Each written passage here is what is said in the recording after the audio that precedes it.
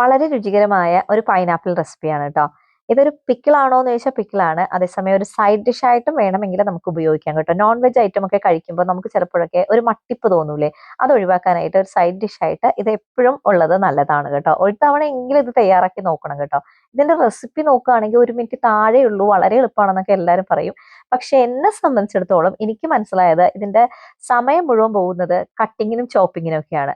Pineapple തിരഞ്ഞെടുക്കുമ്പോൾ 1-2 കാര്യങ്ങൾ ശ്രദ്ധിച്ചാൽ ഇത് വളരെ രുചികരമായിട്ട് നമുക്ക് തയ്യാറാക്കാൻ സാധിക്കും കേട്ടോ. ഒന്നാമത്തെ കാര്യം എന്താണെന്ന് വെച്ചാൽ പൈനാപ്പിൾ ഒരുപാട് പഴുത്തു പോരുത്. പഴുത്തു പോയാലുണ്ടല്ലോ ഈ അച്ചാർ അങ്ങോട്ട് കുഴഞ്ഞു പോകും. അപ്പോൾ ആ ഒരു ഉദ്ദേശിച്ച ആ ഒരു ടെക്സ്ചർ നമുക്ക് കിട്ടുകയില്ല കേട്ടോ.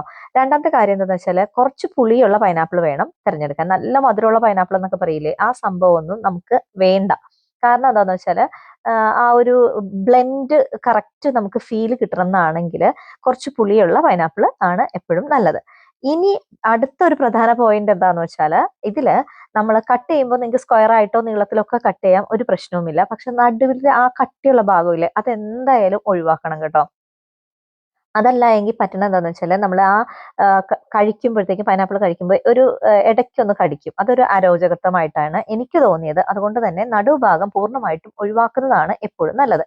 പിന്നെ പ്രത്യേകം പറയേണ്ട കാര്യമില്ല, നമുക്ക് അച്ചാർ തയ്യാറാക്കുമ്പോൾ നല്ലെണ്ണ വേണം സെലക്ട് ചെയ്യാൻ. നല്ലെണ്ണ ഉപയോഗിച്ചാലുള്ള ഏറ്റവും പ്രധാന ഗുണം എന്താണെന്ന് വെച്ചാൽ ഷെൽഫ് ലൈഫ് വളരെ കൂടുതലായിരിക്കും. അപ്പൊ നല്ലെണ്ണയിൽ നന്നായിട്ട് കടുകും ഉലുവയൊന്ന് പൊട്ടിച്ചെടുക്കുക കേട്ടോ. അത് നന്നായിട്ടൊന്ന് മുരിഞ്ഞ് പൊട്ടി വരുമ്പോഴത്തേക്കും നമുക്ക് നീളത്തിൽ അരിഞ്ഞു വെച്ച പച്ചമുളക്, ഇഞ്ചി, വെളുത്തുള്ളി ഇത് ആഡ് ചെയ്ത് ഒന്ന് വഴണ്ട് വരുമ്പോഴത്തേക്കും ഉണക്കമുളകും വേപ്പിലയും ആഡ് ചെയ്യണം. അപ്പൊ നല്ലൊരു പ്രത്യേക വാസനയുണ്ട്, നമ്മുടെ അച്ചാറിന് ഒരു പ്രത്യേക രുചിയും കിട്ടും കേട്ടോ. ഒരു മുരിഞ്ഞൊരു ടേസ്റ്റ് റെഡിയാക്കുക. ഞാനിവിടെ അച്ചാർ പൊടി ഉപയോഗിച്ചിട്ടില്ല, കൂടുതലും കാശ്മീരി മുളക് പൊടിയും മഞ്ഞൾപ്പൊടിയും തന്നെയാണ് ഉപയോഗിച്ചേക്കുന്നത്. അതുകൊണ്ട് തന്നെ കായപ്പൊടിയും ഉലുവപ്പൊടിയും നന്നായിട്ട് ചേർത്തിട്ടുണ്ട്.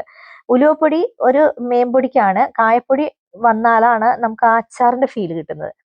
എന്നിട്ട് ഇതിലേക്ക് ഞാൻ ആഡ് ചെയ്യുന്നത് പച്ചവെള്ളമല്ല, പ്രത്യേകം ശ്രദ്ധിക്കുക. ഞാൻ ഒരു അല്പം ഉപ്പിട്ട് നമ്മുടെ പൈനാപ്പിൾ വേവിച്ച് മാറ്റി വെച്ചിട്ടുണ്ടായിരുന്നു. അതിൽ നിന്ന് ഊറി വരുന്ന ആ വെള്ളമില്ലേ, ആ വെള്ളമാണ് ഇത് ഗ്രേവി ആക്കാനായിട്ട് ഉപയോഗിച്ചിരിക്കുന്നത് കേട്ടോ.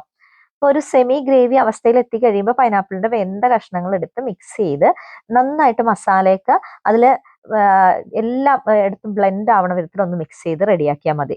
ശരിക്കും ഒരുപാട് വേവേണ്ട കാര്യമില്ല, ഓൾറെഡി വെന്ത സാധനമാണ്. ഈ അവസ്ഥയിൽ തന്നെ നമുക്കത് ഉപയോഗിക്കാൻ സാധിക്കും. പക്ഷേ നമുക്ക് ഒരു അച്ചാറിന്റെ ഒരു ഫീലാണ് വേണ്ടതെങ്കിൽ കുറച്ചുകൂടി ഗ്രേവി ഒക്കെ വേണം എന്നാണെങ്കിൽ അതില് നന്നായിട്ട് ആ വേവിച്ച വെള്ളം കുറച്ചുകൂടി ആഡ് ചെയ്യണം. അതോടൊപ്പം തന്നെ കുറച്ച് വിനാഗിരി ആഡ് ചെയ്യണം. വിനാഗിരി ആഡ് ചെയ്യുമ്പോൾ ഇതേപോലെ തന്നെ ഷെൽഫ് ലൈഫ് കൂടും. അതുപോലെ തന്നെ പ്രധാനമാണ് ആ അച്ചാറി ഫീലിങ്ങും കിട്ടും കേട്ടോ. അത് 2 പ്രധാനപ്പെട്ട കാര്യങ്ങളാണ്.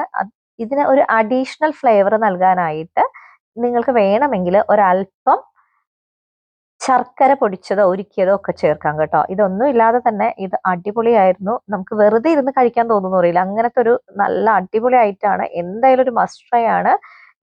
തയ്യാറാക്കി നോക്കിയിട്ട് താഴെ കമന്റ് ബോക്സിൽ അഭിപ്രായങ്ങൾ അറിയിക്കണേ. എന്റെ ചാനൽ ആദ്യമായിട്ടാണ് കാണണമെങ്കിൽ സബ്സ്ക്രൈബ് ചെയ്ത് കൂടെ കൂടണേ.